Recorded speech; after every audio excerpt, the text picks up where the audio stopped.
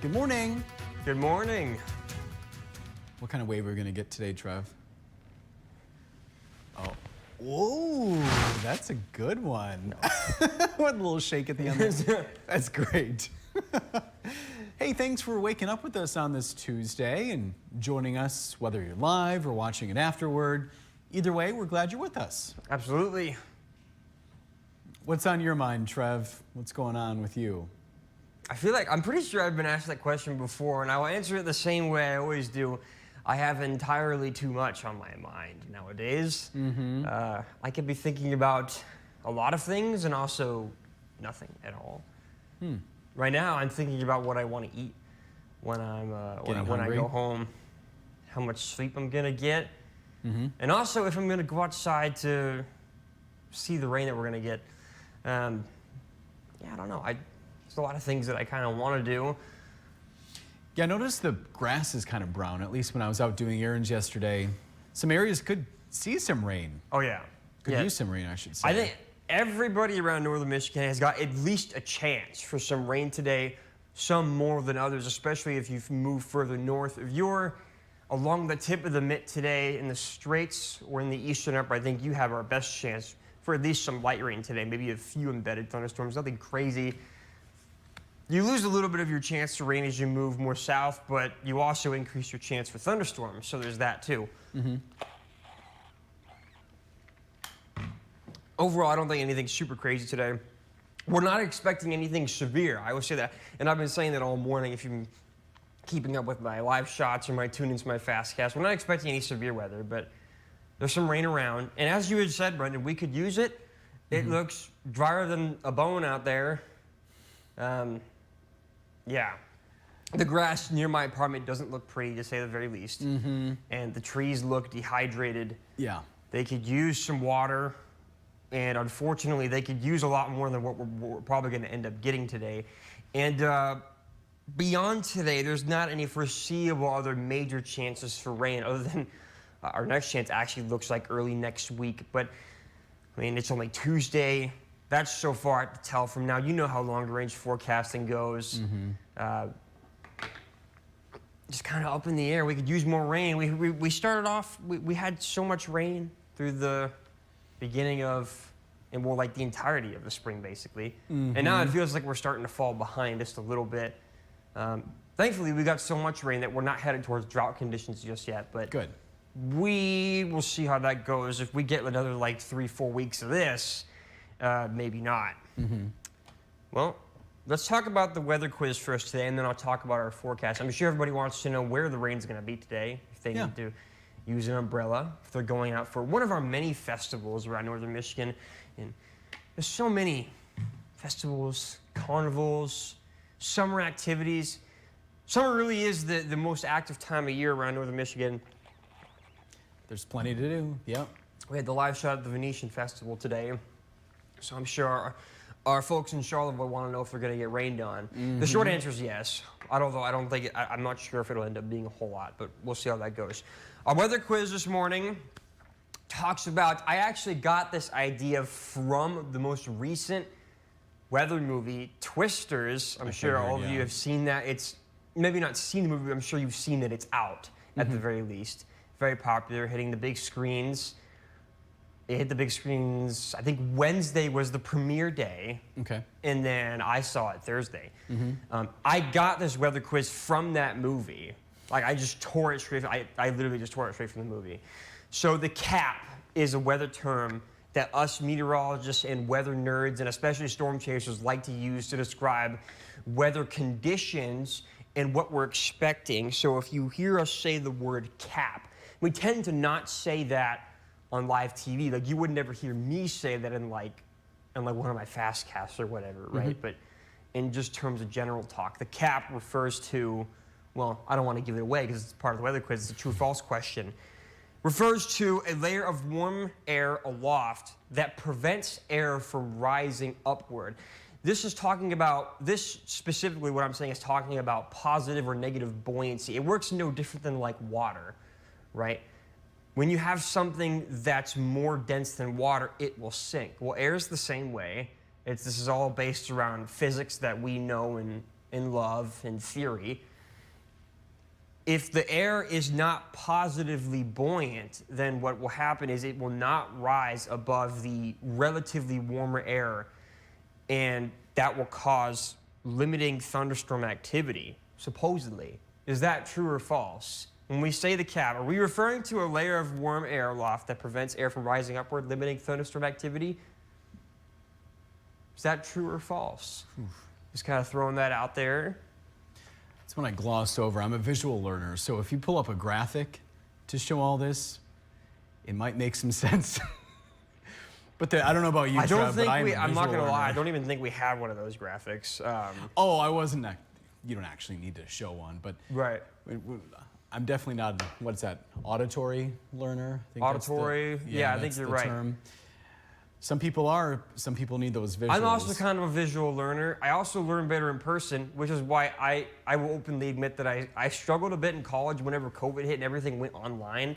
Oh, I'm not I as bet. much. Yeah. I'm not as much. I'm not as good of a learner whenever I'm doing it over a computer. I'd much rather be in person taking like notes, Yep. where I can interact with the professor or the teacher, the instructor, if you will, that's there. Yeah, that'd have to be tough. It helps me get more engaged because I'm actually in the classroom and not just sitting at my desk at home or in my bed on a computer screen, right? It's easier to get distracted when you're in the comfort of your own room. Yeah. Well, nonetheless, Trevor, it's a great learning opportunity. It is. Yep.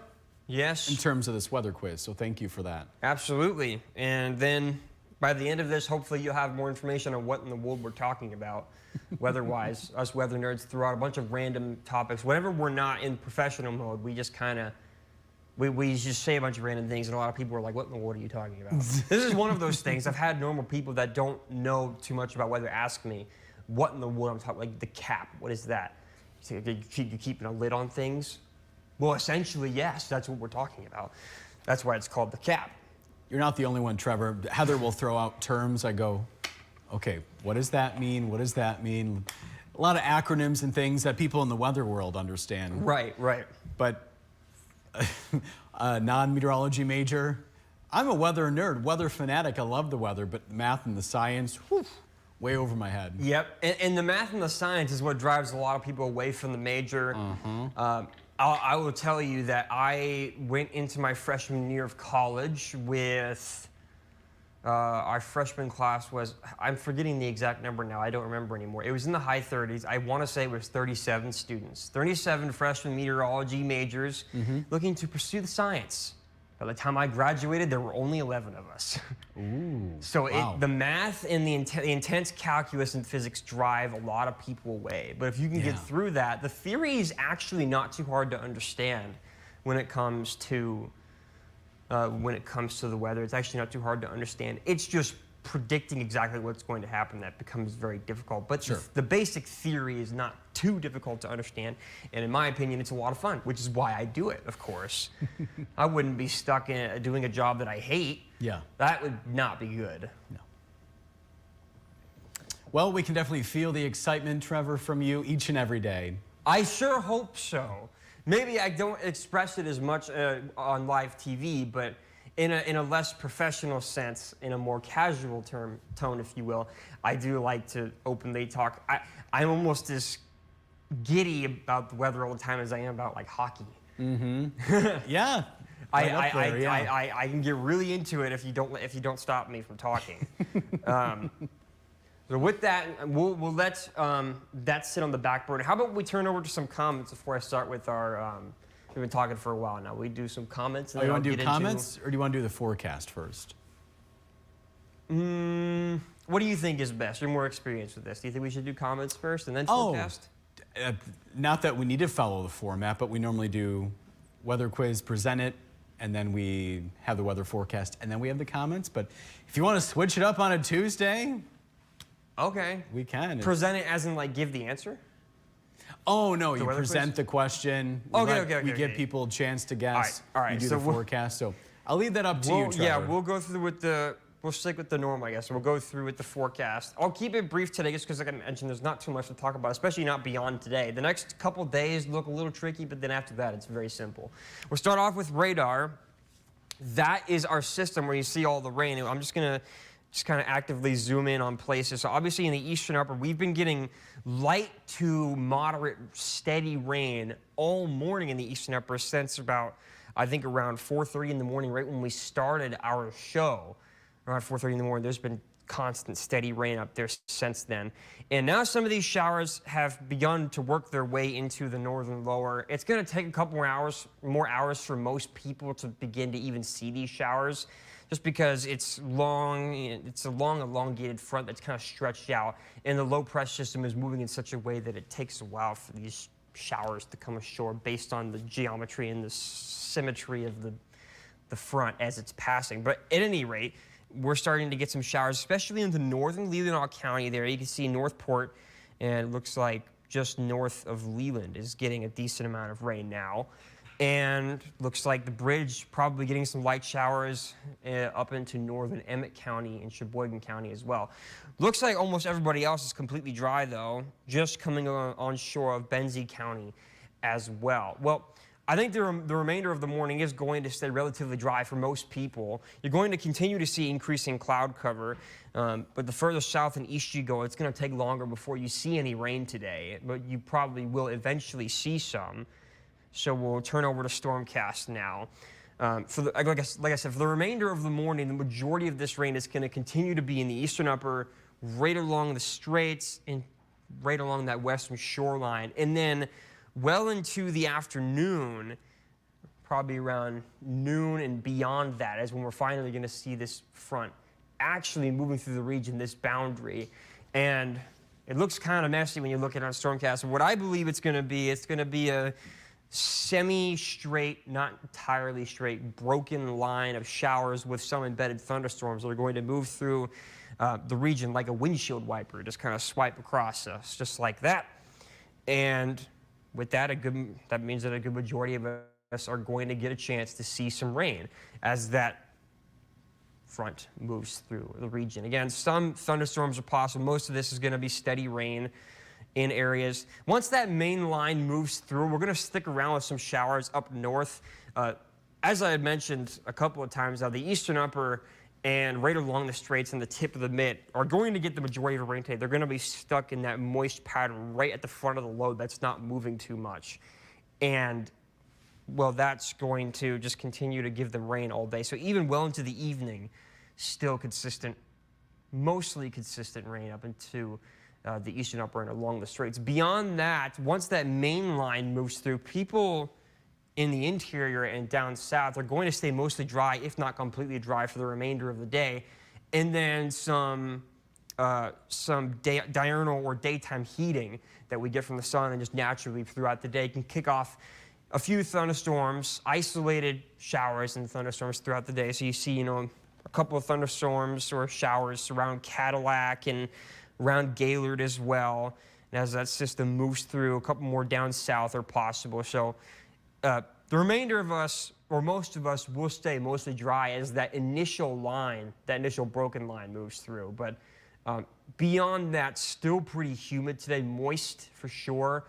And then the continuance of some chances for some isolated showers that will continue tonight through almost the entirety of the night into tomorrow morning, it looks like. And then tomorrow looks very simple.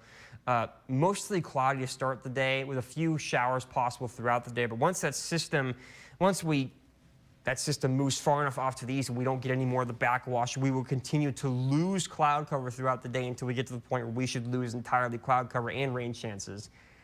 And then right on the back door of that is high pressure with ridging conditions. And ridge is an upper level pattern where it's allowing warmer air from the south to move upward in such a way that it looks like we're going to get warmer on top of being dry with the high pressure and continuance with that. So that means that we're going to be both dry and warming up for the next several days beyond Wednesday when the system fully moves out. So here's a look at the 8-day temperature outlook. There you go. It looks like into the weekend, we'll start to move up into the mid to high 80s. And even that's just an average. I always say this, but the temperature outlook, this bar, is an average around the entirety of northern Michigan, including the eastern upper and areas that don't get quite as warm. So with that, you can certainly assume that there are probably going to be some low 90s in areas as we progress towards later this week and into the weekend. So we'll get warm again, but at least it'll be dry, and it shouldn't be too humid either, I suspect. And our next rain chance, like I said at the beginning, looks to be maybe Monday. It's a little too far out to know for sure. But yeah, there you go. That's our forecast for today. I'll take a swig of water. My mouth's been so dry today, I don't know why. Been talking since what, 4:10 this morning? Yeah, but I've been talking since 4:10 every other, I don't know, today's weird. Maybe it's something I ate. Gib, is Paul at the top of your list by any chance? Let me go back to the weather quiz too. Okay.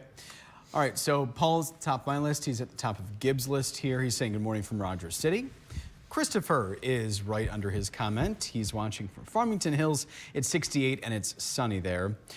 We have Mark watching again from Fremont, Indiana. It's 69 degrees there. Thank you, Mark, for that. Paula is watching from Boyne Falls, 64, and getting cloudier by the minute, she says, Trevor. It's also cloudy in Susan Lash Sims' neighborhood. It's 63 there in Kalkaska. Jackie is also reporting clouds in Kalkaska. It's 58 on this Tuesday. Chris is watching from a sunny Chicago. Joel is reporting 58 and cloudy at the Pleasanton Patriots Pub. Smells like rain, he said, but nothing coming down. It's close.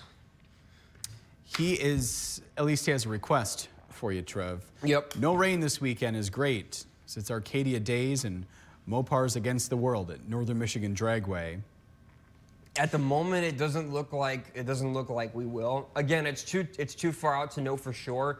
I remember like this past week when I started filling in back on Wednesday, it was Wednesday was my first day filling in for Heather. We were tracking our next system. We had consistent dry weather, and I was like, oh, it looks like our next system will be Wednesday, and we were tracking that out for like 3-4 days out, and then all of a sudden the pattern shifted ahead a whole day. So. The weather that we're getting today, I had originally forecast was going to be on Wednesday. So I say we've got the chance to get some rain early next Monday. That could fizzle out, or it could move forward a day. So I'm not going to promise anything, but at the moment, the weekend looks dry, especially Saturday. I don't think we'll see any problems there. Maybe on the tail end of Sunday, though, depending on how things shake up. Yeah, I'm looking to be at the beach all day on Saturday, so I'm glad to hear that, Trevor. Actually, I won't be too far from Joel. I'll be in his neck of the woods-ish. Might as well continue with Joel's comments. He's saying true for the weather quiz. And what else is he saying? He said it's very dark north of him. He's in northern Manistee County, by the way, Trevor. Okay. He's picking up his California buddy at the airport at 12:15, hoping his flight goes okay. And then Joel said he'll be on a puddle jumper from Chicago to Blacker.